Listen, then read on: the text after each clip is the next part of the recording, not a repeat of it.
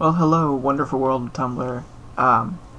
Last night I asked you guys if you guys had any questions for me, and I would answer them. My friend did a questions answered video yesterday, and I really liked it. I enjoyed it. So I figured I'd do the same thing. Of course, I wasn't expecting to get any questions back from you guys, because every time I post something about leave me a question or an ask, nothing ever happens. But I'm not bitter. Anyway. I got some pretty good questions, so let's see. We'll start with one from Charlie. I'm not exactly sure how to pronounce the last name. I'm guessing it's Guess. Charlie Guess. If I'm wrong, please don't come over here and scold me for that. But let's see. The question is, what has been the greatest moment in your life? The one moment that if you had 5 minutes you'd like to relive again. Pick one moment. That's really difficult, because I don't know if I have just one moment that I'd like to go back and relive. There have definitely been plenty of great moments in my life. I guess some of the most memorable are with Chip. I'd say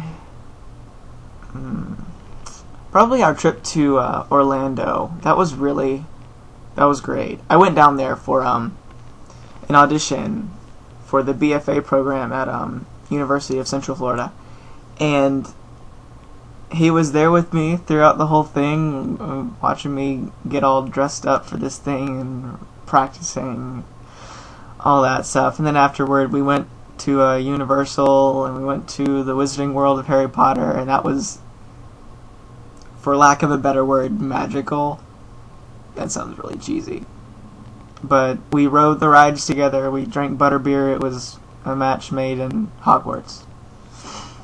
But I don't know, I guess I would really love to do that again, which the greatest thing about that is it's possible. But that will definitely happen sometime in the future again. He just doesn't know it yet.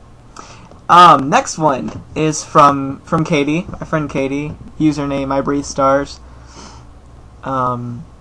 She says, I always wanted to know how your parents reacted when you came out to them, mom and dad both, and how they feel about Chip.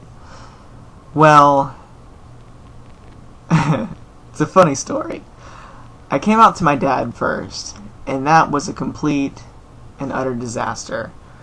I did it face to face. I told him, and he yelled at me, told me I was going to burn in hell, and I need to repent, and tried to send me to this lovely organization called Exodus International, which, if you don't know, they're a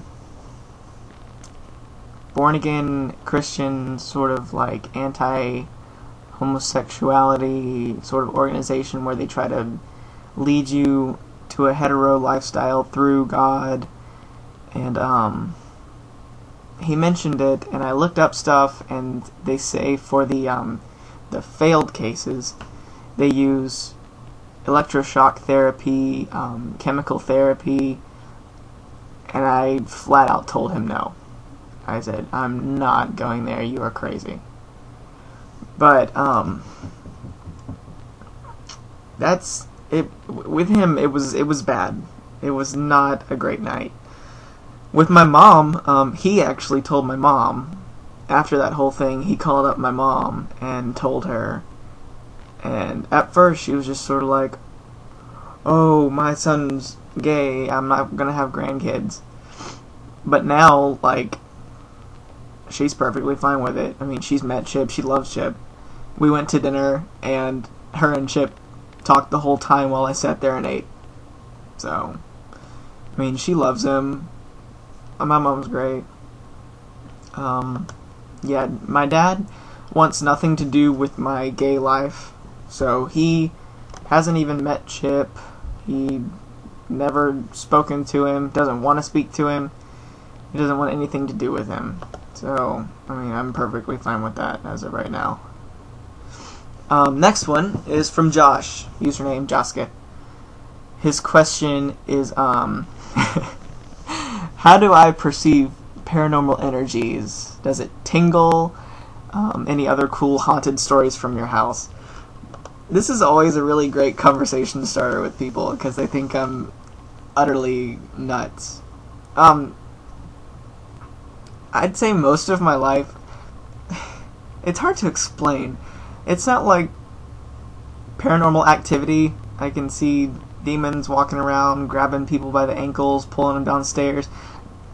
It's not like that. I'm just really aware of, like, things in the air. I don't know how to explain it. Like, a long time ago when I was really little, I'd stayed over at a friend's house, and they lived out in the middle of nowhere, like, on top of this Native American Indian burial ground. And they kept joking, like, at night that the Indians would, like, come in the house and, like, you'd see ghosts and all that. And I was like, yeah, whatever. And they're like, no, really, there's stuff out here. We've seen it. And I'm like, we'll see about that. So, like, that night I went to bed, and they have, like, the motion sensor alarm system in the house that, like, whenever something moves, like, the thing up in the corner of the house, like, the light comes on whenever something moves, whenever the alarm's off. I don't know. But, like, I was just sitting there asleep, and I saw, like, this light come on, and I was like, this can't be it. So I look around, and at the front door, I see, it's not really, it's kind of like this outline. There's, like, an outline of a person, and they were wearing, like, this long sleeve, sort of, like, leather poncho thing. It was really weird because they looked like an Indian and there was no one there. It was just like an outline of a person, and then, like, I don't know. I'm just gonna stop there. I feel things. I perceive things. I have found, though, that, like, good feelings, like, if they're not mean, they just sort of, like, tingle, sort of like electricity kind of feel in the air, like your hair kind of stands up. If it's bad, it kind of gets cold.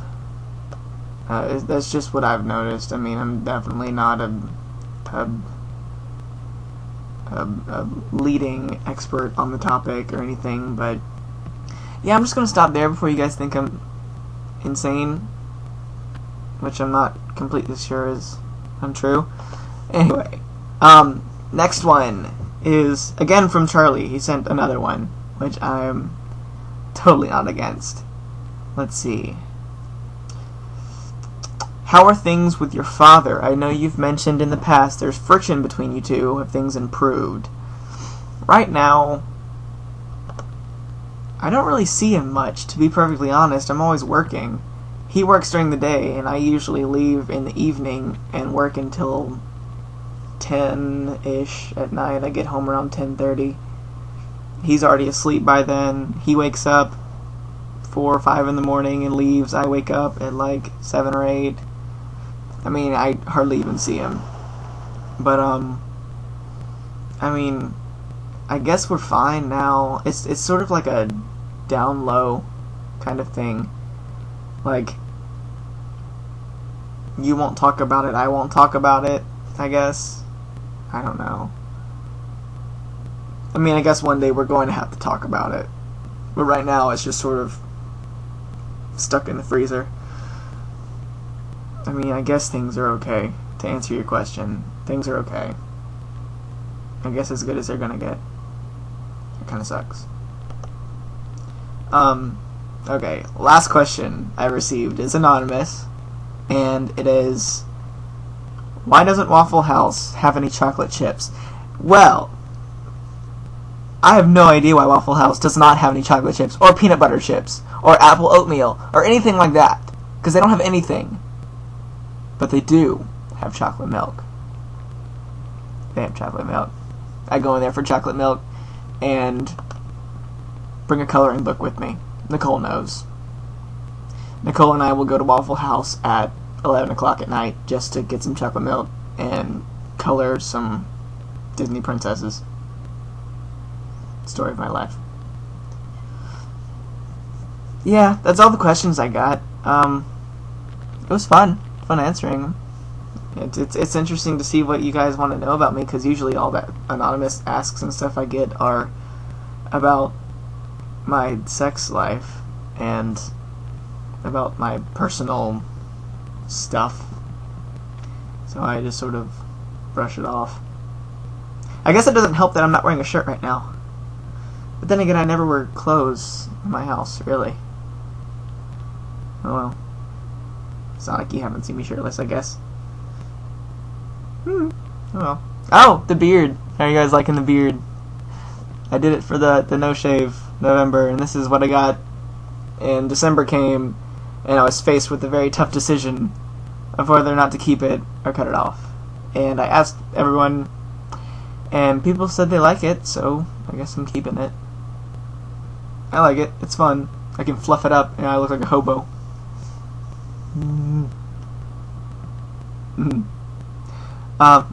Yeah, anyway, this video is going on 11 minutes now. I'm gonna cut it short to spare you guys the time, I guess. Thanks for all the questions. Bye.